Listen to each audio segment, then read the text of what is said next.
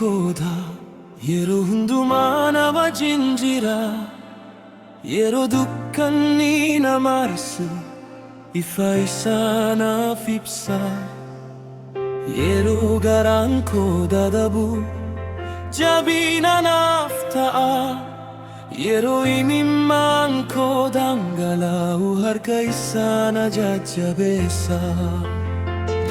Ani nan sodaadhu sababni isaa gooftaan koo jira karaan yoo natti cufame inni karaa haaraa naaf bana.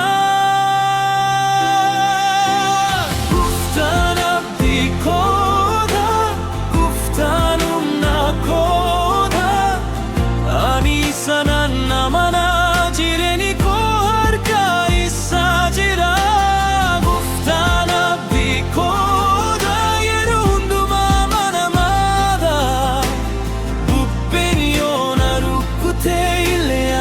Irratti dandabada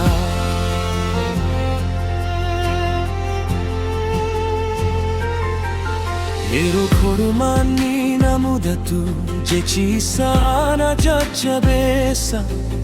Ati hin sodaatin naan jedha harki isaa na eega.